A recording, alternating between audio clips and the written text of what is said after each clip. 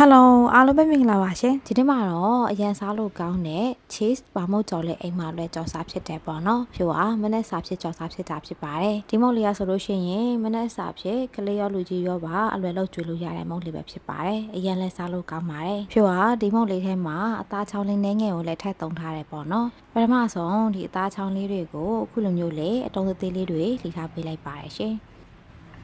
ဒီမုတ်လေးရဆိုလို့ရှိရင်တော်တော်လေးကိုစားလို့ကောင်းပါတယ်ဖြိုတယ်လဲပေါ်မှာတွေ့လို့တစ်စစ်ပြန်လုံးစားကြည့်တာပေါ့နော်လုံနေလေးရဆိုလို့ရှိရင်လည်းအရင်လွယ်တယ်ပေါ့နော်ကလေးလေးတွေလောက်ကြည့်မယ်ဆိုလို့ရှိရင်လည်းအရင်ကြိုက်ကြမှာတိတ်ချပါတယ်ကဲပြီးရင်တော့ဖြိုတို့ဒီအသားချောင်းလေးကိုနည်းနည်းလေးပူသွားအောင်ပေါ့နော်ကြော်ပေးလိုက်ပါမယ်ဒီအသားချောင်းလေးကိုကြော်ပေးရန်အတွက်ဥပူထဲကိုထောပတ်ခဲလေးနည်းငယ်ကိုထည့်ပေးလိုက်ပါရရှင်ဒီနေရာမှာထောပတ်မရှိရင်ရိုးရိုးစီကိုထည့်ပြီးတော့ကြော်ပေးမယ်ဆိုလည်းရပါရဲ့နော်ထောပတ်ခဲလေးကပြောလာပြီဆိုတော့ဖြိုကခဏလှီထားတဲ့အသားချောင်းလေးတွေကိုထည့်ပြီးတော့ကြော်ထားပေးလိုက်ပါတယ်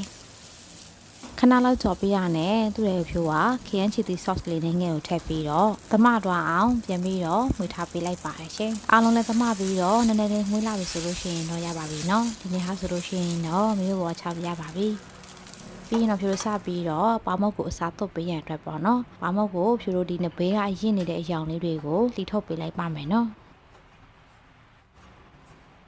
အရောင်လေးတွေကိုလှိထုတ်ပြရတဲ့ဖြိုးကဒလိတ်လုံးလေးနဲ့ပေါမုတ်ကိုလှိပ်ပေးလိုက်ပါတယ်ရှင်ဒီနေရာမှာလက်လက်နဲ့ဖြည့်ပြီးမှဆိုလည်းရတယ်ပေါ့နော်ဖြိုးကတော့အိမ်မှာဒလိတ်လုံးလေးရှိတာနဲ့ဒီဒလိတ်လုံးလေးနဲ့အခုလိုမျိုးလေးပြားသွားတဲ့အထိပေါ့နော်လှိပ်ထားပေးလိုက်ပါတယ်ကဲပေါမုတ်ကအခုလိုမျိုးလေးပြားသွားပြီဆိုလို့ရှိရင်တော့ဖြိုးတို့ခုနကကြော်ထားတဲ့ဒီအသားလုံးလေးတွေကိုပေါ့နော်အစာဖြစ်အထဲမှာကိုလိုအဲ့ဒါလောက်လေးထည့်ပေးလိုက်မယ်ပြီးလို့ရှိရင်တော့ cheese လေးနဲ့ငယ်ကိုပါအပေါ်မှာအုပ်ပေးလိုက်ပါမယ်နော်ပြရတဲ့ဖြိုးကဒီနဘေးမှာပေါ့နော်ခလောက်ထားတဲ့ကြက်ဥရည်လေးနဲ့ငယ်ကိုတုပ်ပေးလိုက်တယ်ပြီးရနဲ့အခုလိုမျိုးလေးပေါ့နော်3 cup ပုံစံလေးခောက်ပြီးတော့နှစ်ဘေးမှာခရင်လေးနဲ့အနားလေးတွေကိုတင်ထားပေးလိုက်ပါတယ်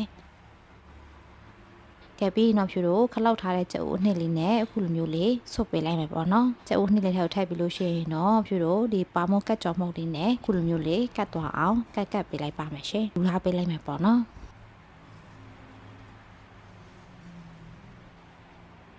ဒီနေ့ဟာလေးဆိုလို့ရှိရင်တော့တခုပြီးပါပြီเนาะအားလုံးလည်းဖြို့တော့အစာသွတ်လုပ်ပြီးပြီဆိုလို့ရှိရင်တော့စပြီးတော့ကြော်ပေးရတဲ့အတွက်စီကိုအရင်ပူအောင်တယ်မယ်စီလေးပူလာပြီဆိုလို့ရှိရင်တော့ဖြို့တော့ခဏကအစာသွတ်ထားတဲ့ပါမုတ်လေးတွေကိုထည့်ပြီးတော့ကြော်ထားပေးလိုက်ပါမယ်ရှင်သူကဆန်ဝစ်နဲ့လက်စင်တူတယ်ပေါ့เนาะအရတာကတော့တော်တော်လေးကိုကောင်းပါတယ်ဒီမှာဆိုလို့ရှိရင်ဖြို့9လုံးလောက်ကိုကြော်ထားတယ်ပေါ့เนาะစားလို့မကောင်းလုံးတင်ထားလိုက်တာဒီနေ့မောင်လေးအိတ်ကိုလာလိုက်တာနဲ့သူ့ကိုကြွေလိုက်တာသူလည်းတော်တော်လေးကိုကြိုက်ပါတယ်